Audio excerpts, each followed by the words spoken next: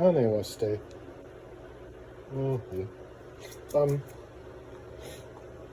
in the process. I drilled some holes to help me out because there was a branch here that was a little tough to saw into. So what we're doing is we're creating a channel that we can slip the point into. Then from there, we're gonna cone this out to match the point. Then we're gonna thin the whole handle. I left this sit overnight, and boy, did it really dry up well. So that's what we're gonna do today. Nothing exciting.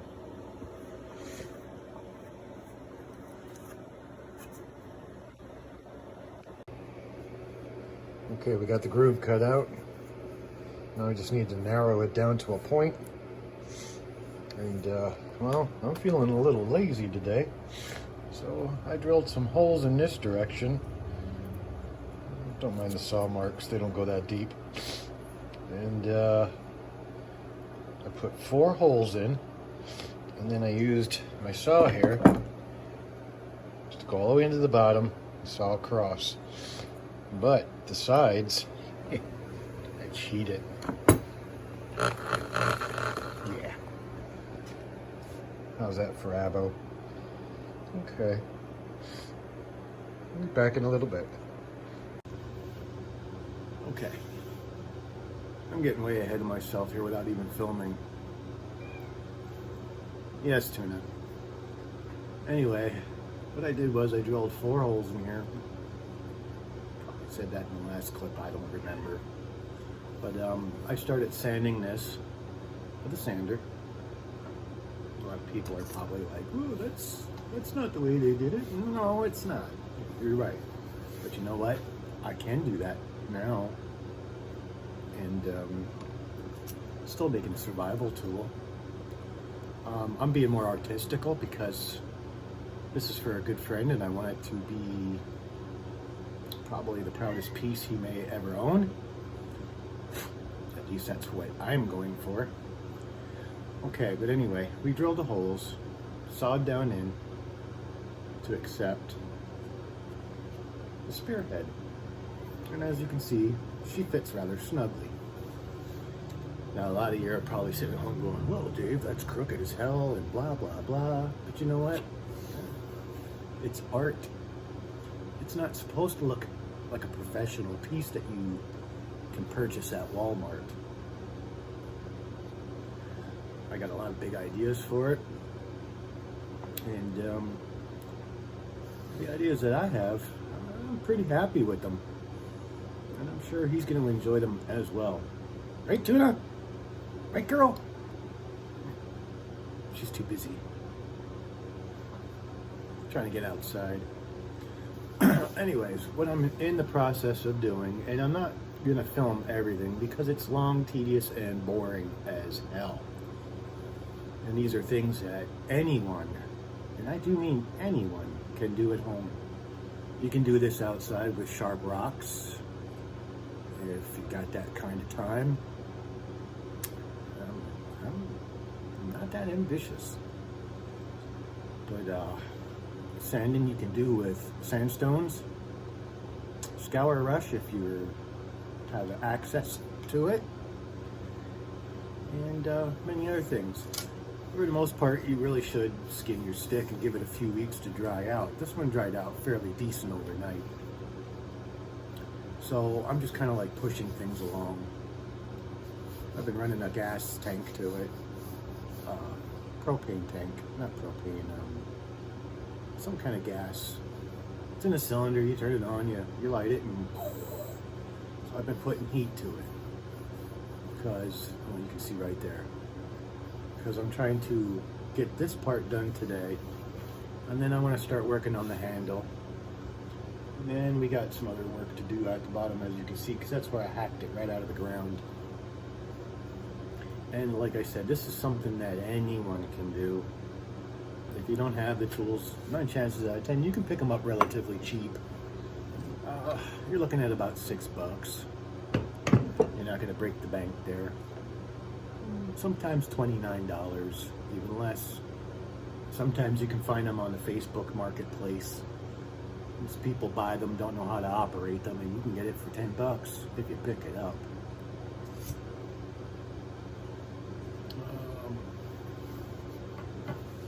Pack of sandpaper is usually more expensive than the machinery sometimes. Like I said, if you can pick this up for $10, then you can pick up a pack of these for about $12. Never balances out. But I'm gonna film just little clips and pieces here and there to kind of give you an idea.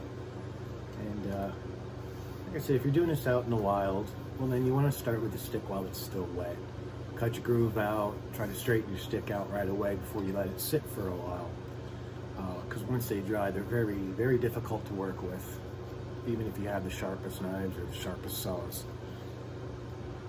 Now what I'm going to do is finish this up, and I keep getting to that part about anyone can do this. Here it is, simply. You want to learn basic survival skills in case, like some people say, when the shit hits the fan, I suppose. You know, people have been around for like, what, 2.5 million years? And for the last 100 years, we've counted on places like JCPenney and Sears and now Walmart's, Lowe's, and like Nestle Waters, stuff like that. And if the shit does hit the fan, there's gonna be a lot of people losing their shit simply because, well, a lot of people depend on the government too as well. And when the government's not around anymore, you won't be getting your check. The battery's gonna go dead in your little wheelie cart and you're fucked. Yeah, I just said that. And I'm gonna keep it in there. But anyway, what I'm getting at is, you can go on YouTube and you can learn a lot of things. Fishing, rabbit snaring, plants with medicine, plants for food, plants you can eat, mushrooms you can't eat, mushrooms you want to eat, but you probably better not. I think a lot of you older fellas know what I'm talking about. But anyway, when you go on YouTube, you don't want to look for that flashy guy with all the big advertisement and, oh my god, he can build knives and cut fish heads and shit. I'm not bantering on one person, but this isn't the person you need to follow.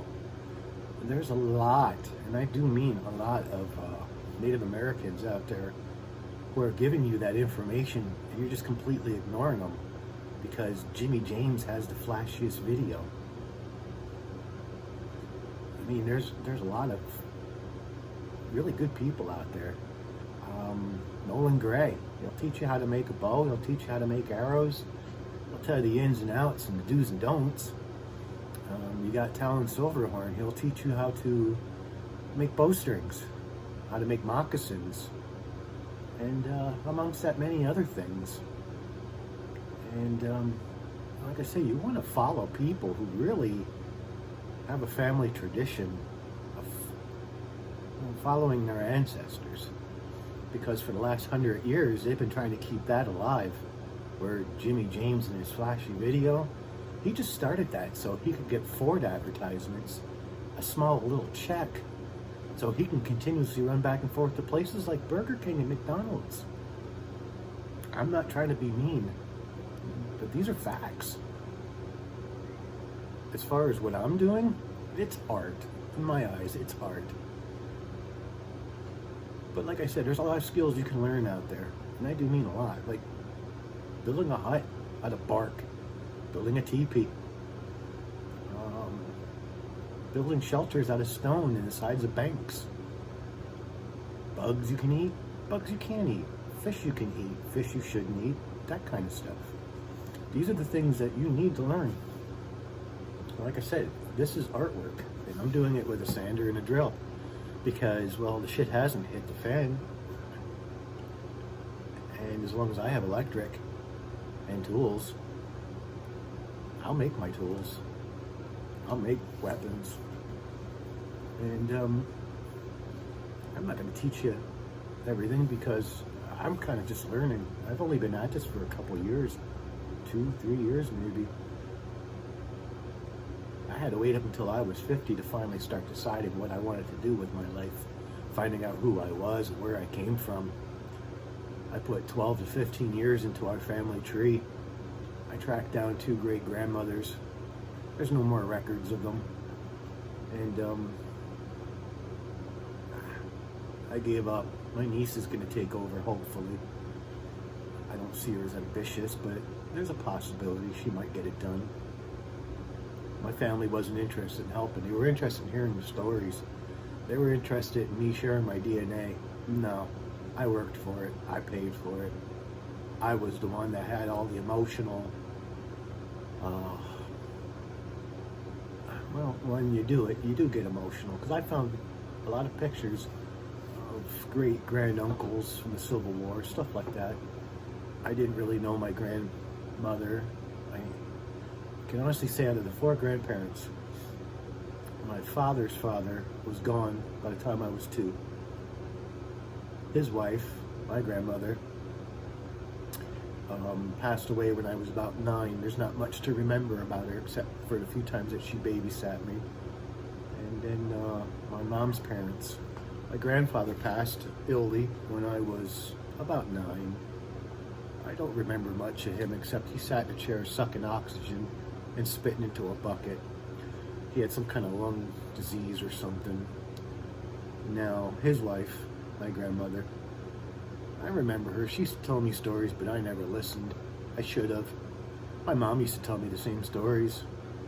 I never listened. One day I opened up my ears and I started doing the family tree. I've come to the conclusion that my DNA is the only source I have. But that's all irrelevant. Anyway, getting back to this. What I'm going to do is I'm going to film a little bit of me sanding it down. And I'm going to be going like part 1, part 2, part 3, part 4. This is going to take some time. Simply because the stick's going to move in different directions every time it dries. And I'm going to be doing a lot less of anything in this basement. Since people have been buying my art, weapons, and arrowheads, necklaces, I've become quite the prisoner to this. I don't hate it. I love doing artwork. I really do. But like I said, when I turned 50, that's when my revelations started. I was out hiking. I was out doing things. I was in good shape. And then some life changes came along, like this, doing this kind of work. And I've become a prisoner. And now I feel unhealthier every day. Yes, my little buddy's back. Hi, Tuna. My life right here revolves around my 3 babies. But anyway, like I said, don't follow flashy videos. Those people are only in it for money. Start learning to make bows, bowstrings, clothing, fishing, hunting, those kind of things.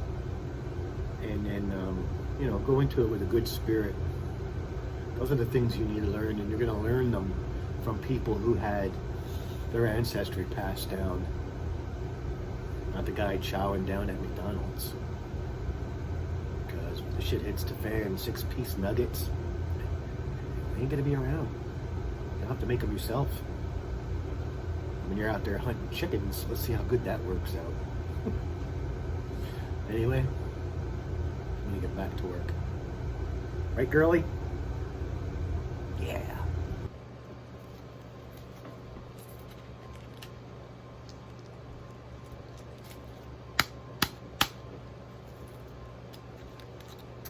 #80grit, 80.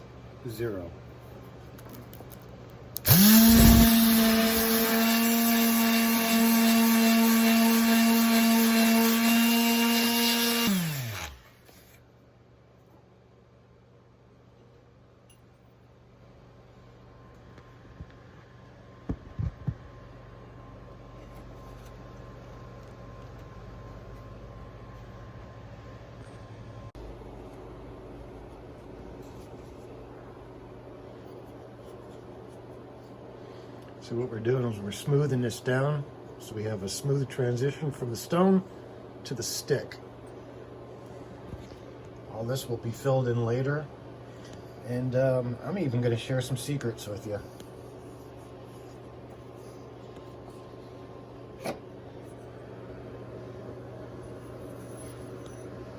Such a cool looking piece, huh? Set that where it's safe.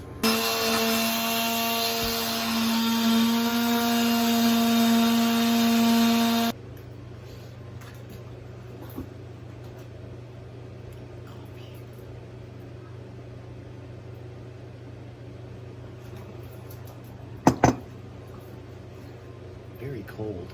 As you can see, it's coming along rather well. We got a lot of smoothing out to do here yet. Got a lot of sanding to do in there yet. And then all the way back into the bottom yet. And I'll move progressively into different stages. It's gonna look pretty fancy.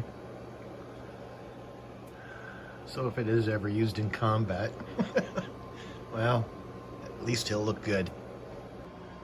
Are you willing to give up Papa's chair yet?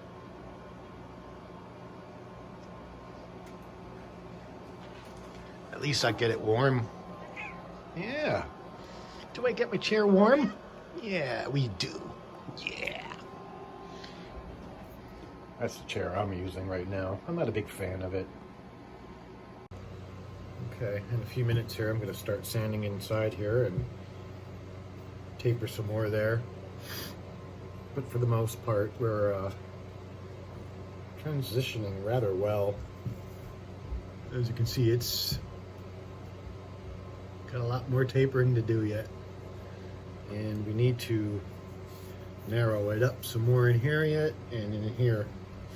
Because the way this thing works, and I work this with this bow, there's a few bows, but as you can see, they're both in pretty decent holding spots, and this is the way it works. See? So when I picked this stick, I had those particular ideas in mind, and I think altogether she's like 5.5 feet tall. Another thing to remember too, when you finish this, you gotta have a center balance. I do this with my tomahawks as well.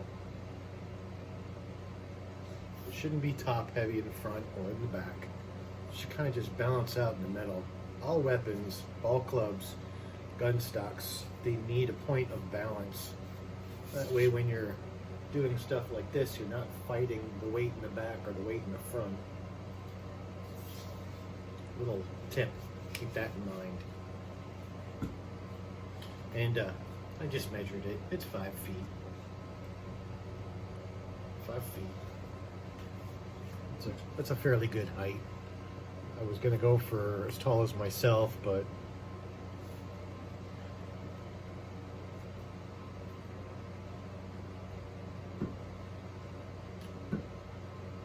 there, she's 5 feet. All right, now for the inside part. An old belt sander for doing floors. I hated that because it was a good sander, but it was really heavy and awkward, and it tried to eat my leg once. It just pinched my flesh and tried to pull it right in.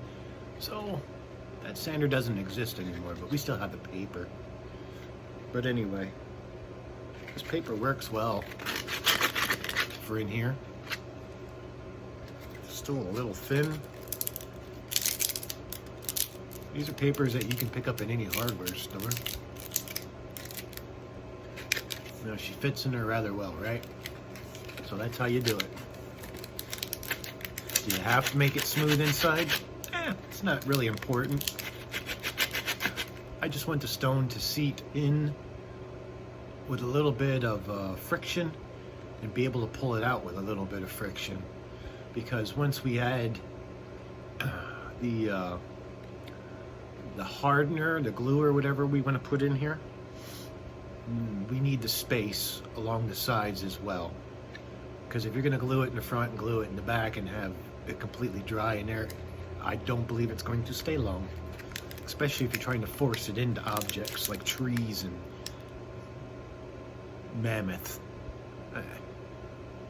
If you can find a mammoth, right? Do they still exist?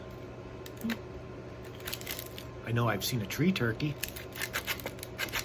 Yeah.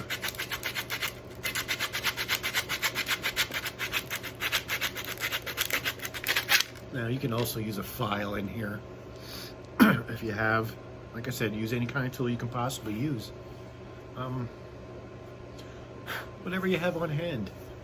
Now, if we were out in the wild, like I said, Scour Rush. Scour Rush has like a sand inside the plant itself. Then you just, sit here and work it back and forth like a string. And if you can even find Scour Rush, I'm in Pennsylvania. I don't know if we have it around at all. I highly doubt it. Okay, what I'm doing here is I'm thinning out the end of the handle because that's the heaviest part. This is the part that was, in the ground. You need a good sharp knife, and technically just use it like a cabinet planer. Now, if you have no experience with a knife, wear gloves and take your time. It's something you should be able to get used to rather quickly. Just kind of like putting an angle on it and scraping backwards. This takes time. Don't rush it. And I'll tell you why I don't rush it, because what you're gonna do is you're gonna end up putting chunks in it. And you'll be trying to take the chunks out. And the next thing you know, you're gonna have that much on the end where the rest of it's like that. Yeah, don't do that. Okay? So while I'm doing this, I'm gonna play my favorite song. And I dedicate this song to Chuck and Charles. Right now we're in the middle of messaging each other, talking about old guy stuff.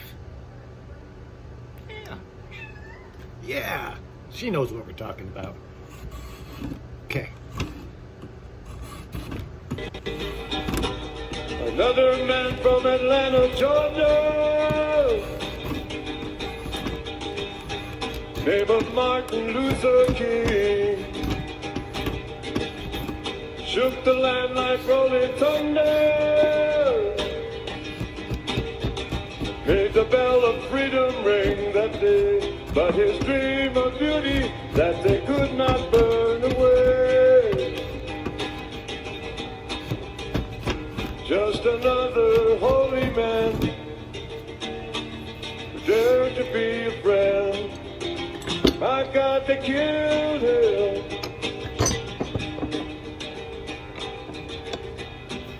Another man called Christ Almighty, the only one called Jesus Christ. Healed the lame and fed the hungry. For his love they took his life away. On the road to glory, where the story never ends. Just another holy man, dare to be a friend. My God, they killed him. There is a place called South Dakota. It's the home of Sitting Bull. He was branded a Redskin savage when he tried to defend his land that day. But his dream of beauty that they could not burn away. Just another holy man, dared to be a friend. My God, they killed him. Sing the song of Mahatma Gandhi. Sing of Martin Luther King.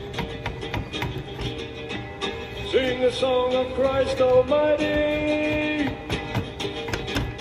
Sing a song of Sitting Bull.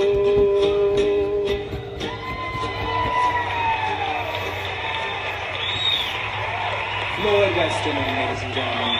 Floyd Westerman.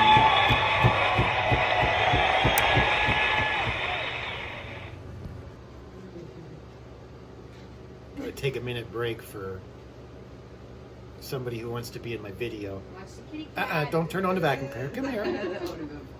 Come here. Happy. Do you want to be in the video? Come here. You want to see yourself? Come here. You can see yourself in the camera. Come here. Come here. Say hi. This is my granddaughter Ellie. She's a good one. She's not like Oprah or Karen. Say. Oh, look at you. All right, you all done being weird? Yeah. All right.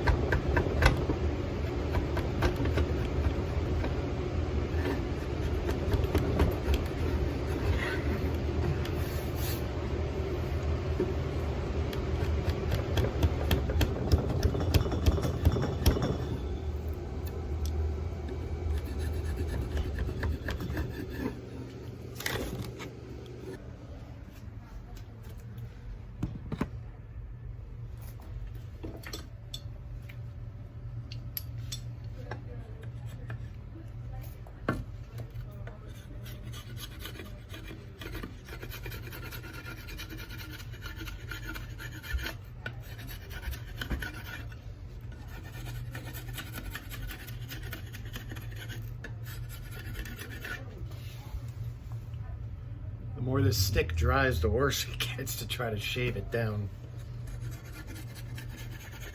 But we're just about there.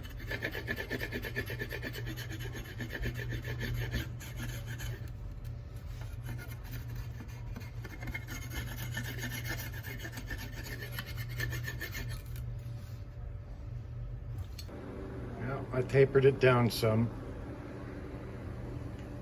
Got a little bit more to go. Just don't want to go too thin. I think if we would have used a much thinner stick, we'd have been better off, but we'd have a much weaker spear as well. So scratch that idea. So what I'm going to do is I'm just going to keep shaving until the stick just about works. And we're almost there. You got to be really careful. I don't want to drop this point either. Getting closer.